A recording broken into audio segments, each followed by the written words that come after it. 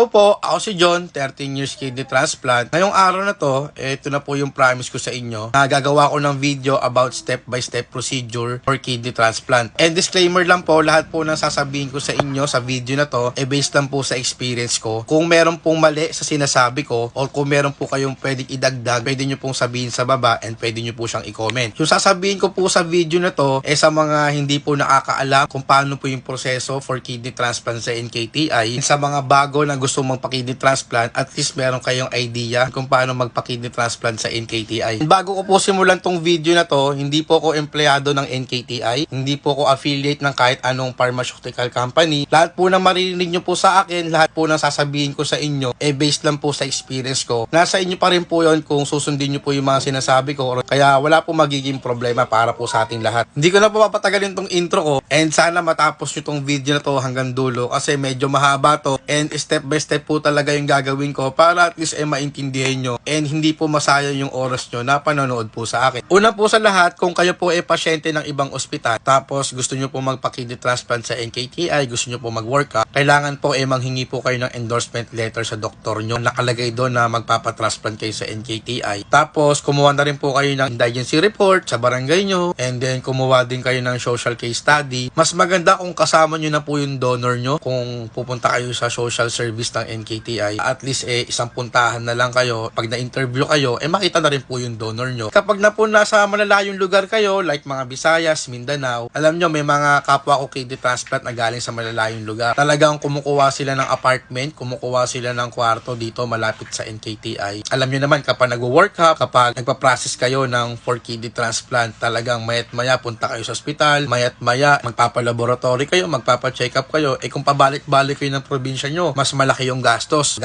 pagod, yung hirap pa. Once na nasa NKTI kayo, ang una-una nyo pong gagawin, pupunta po kayo sa social service ng NKTI. Pero may options naman po, pwede po kayo mag-private, pero majority naman po na nagtatanong sa akin kung paano po yung process sa social service ng NKTI. Kaya ang sasabihin ko po sa inyo is regarding lang po sa social service. Kailangan nyo po talagang pumila na madaling araw. Take note po, marami pong pasyente doon, marami pong humihingi ng tulong, madami pong gusto mag-workup, madami pong gusto magpa-kidney transplant, kaya hindi lang po kayo yung pasyente doon. Kailangan nyo po talaga magbaon ng pasensya, mahabang oras at pangunawa kasi talagang maraming ginagawa ang social worker, marami silang ina-assess. Pagdating nyo po sa loob, i-interview po kayo doon, and then kailangan dala nyo na yung mga dokumento nyo, sasabihin nyo yung purpose nyo na gusto nyo magpa-kidney transplant. Kapag wala kayong donor, sila din naman po magsasabi sa inyo, and sila din po mag-i-endorse sa inyo sa Hope. Sila po magbibigay ng mga requirements na kailangan, ilan kayo magpapa-check up, kailangan din po makita kayo ng NIPRO doctor ng NKTI. Marami din po kasing clearance ang kailangan like cardio, NIPRO. Sobrang haba ng proseso. Hindi ko na po kasi maisa-isa sa inyo kasi nakalimutan ko na rin dahil sa sobrang tagal na rin po.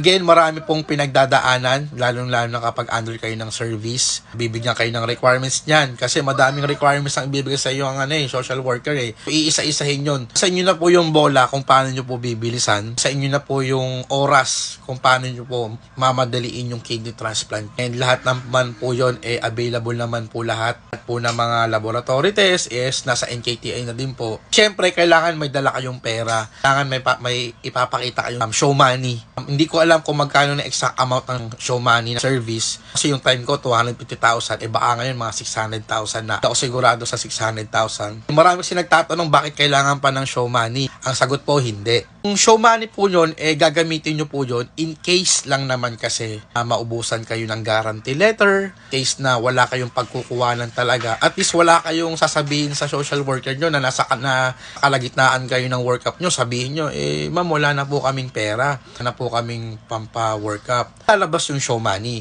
Kaya ayun po yung magiging protection nyo, protection ng social worker. And para sa inyo din naman po, ang kidney transplant po, hindi po natatapos na makidney transplant kayo. Totoong gastos po talaga is after kidney transplant kasi mahal po ang gamot. Ang isang kidney transplant sobrang mahal, umaabot ng 60,000, 50,000, 80,000, so on and so forth. Hindi pa rin po sa case, kaya doon po yung lumalabas yung show money. At least may pera kayong magagamit in case na maubusan kayo ng guarantee letter, pera kayong magagamit kapag bibili kayo ng gamot sa bus ng NKTI.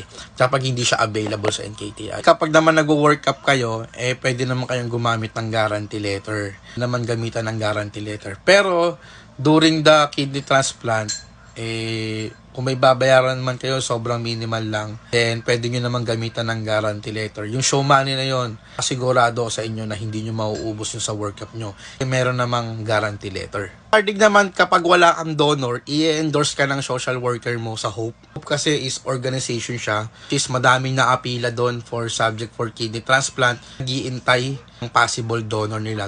And then marami rin po silang mga requirements na kailangan yung kompletuhin. Then once na okay na kayo sa mga sa mga clearance, sa doktor nyo, nipro, cardio, and wala naman maging problema. Okay, bago pala matapos tong video na to, kung nag-workup kasi kayo, continuous pa rin yung dialysis nyo. Hanggat maaari, kapag nasa siya kayo, then luluwas kayo ng Maynila, kailangan makahanap po talaga kayo ng dialysis center within the Manila. Marami naman dyang mga dialysis center, pwede naman kayo magtanong-tanong, pwede kayo mag-research kasi kailangan, once nag-work up kayo, kailangan nagda-dialysis din po kayo. Kaya po, sana po nakatulong po itong video na to, medyo mahaba, medyo komplikado. Kung iisipin nyo, sobrang dali, pero mahaba, maraming proseso. Pero wag kayong mag-alala, lahat naman ng paghihirap, meron namang kapalit na maganda, di ba? Kailangan lang talaga maging malakas kayo at maging positibo sa buhay. Kasi ayun lang naman yung kakapitan nyo, di ba? Siyempre, huwag nyo kakalimutan magdasal. Ayun lang po, sana nasagot ko po yung mga tanong nyo. And kung may nakalimutan pa po ako, pwede nyo pong i-comment sa baba. Sa next video, gagawa pa tayo ng maraming video na ganito. Alam ko, marami pa akong kulang na nasabi. Meron pa akong hindi nasasabi sa inyo. Pero sa next video, kukumpletuhin natin yung iba. Yun lang po, ingat po palagi and God bless po sa inyong lahat.